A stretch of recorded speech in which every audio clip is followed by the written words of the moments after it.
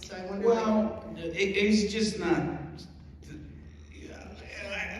It's not cuddly, but do they think that? Are they like? There's all different. Some people believe that he's this, just a benign presence, and other people think he's from a portal, or they are from a portal, and there's all these theories. But I was tempted to make a movie that was the flip side of this movie, where it's the Bigfoots, and these assholes come, and I justify why you see that movie. Now, what's really fascinating is the Zellner brothers made Sasquatch Sunset, and they're really good buddies of mine. When you see the tent that they destroy, the Sasquatches destroy in that movie during the day, it's the Willow Creek doesn't believe in Bigfoot, and we just interviewed her, and it's not in the movie, but at one point she's just over our bullshit, and she just walks off camera, like when Lexi's miming jerking off Sasquatch, and she goes, "Can I help you?" That happened. That just happened. So yeah, there's a lot of that in this movie. Those guys would just, be their characters and just keep going. So. Bryce, I haven't seen the new Terrifier, but Bryce is in that movie. Bryce, who was in this, he's the uncle or something, I haven't seen him. Yeah. What about the raccoons? Was that a happy coincidence? No. So I went and edited the movie, we edited the film, and I realized, like, in suspense, or anywhere where there's a jump scare, you hear a noise, a lamp broke, and you look over and there's a cat next to the lamp, and then you turn and then something horrible happens. So I realized I didn't have the cat hitting the lamp scene, so I thought, let's have a raccoon out there so you can justify it was making the noise. So it's $4,000 in Hollywood to pay for a raccoon, and my daughter called around, and up in Arrowhead, she found a place that was a rehab for animals.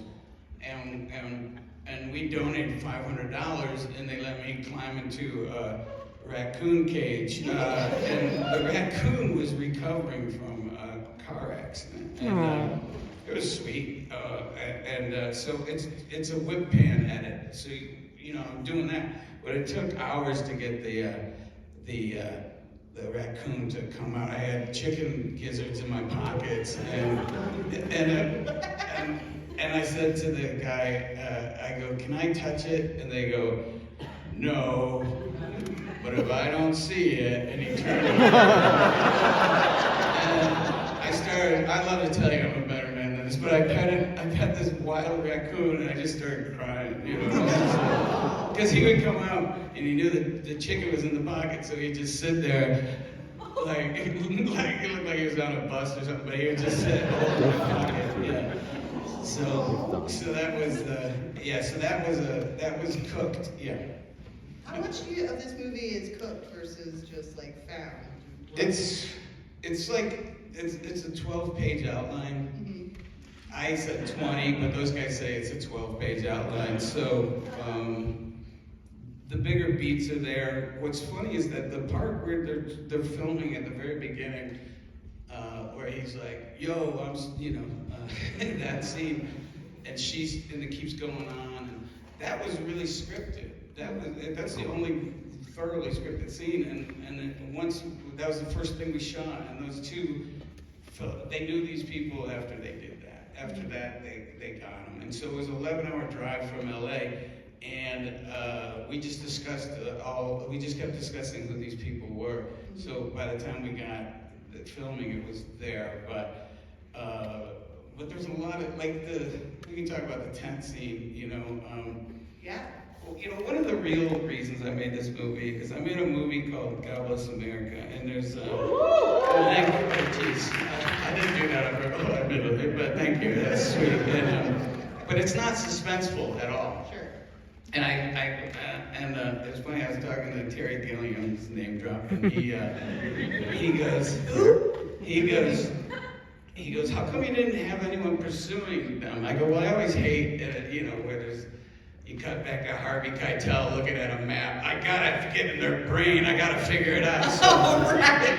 I go, I didn't want to film that scene. And Terry Gilliam says to me, he goes, you have absolutely no concern for the language of cinema. And I said, what, Brazil?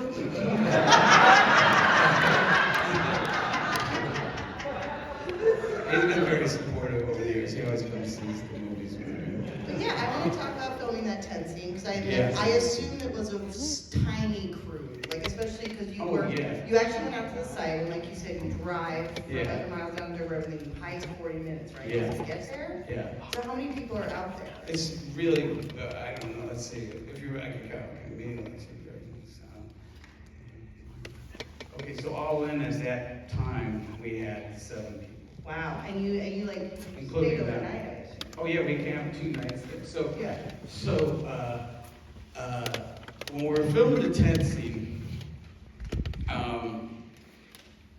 we had just seen a mountain lion on the location about 5 hours earlier. This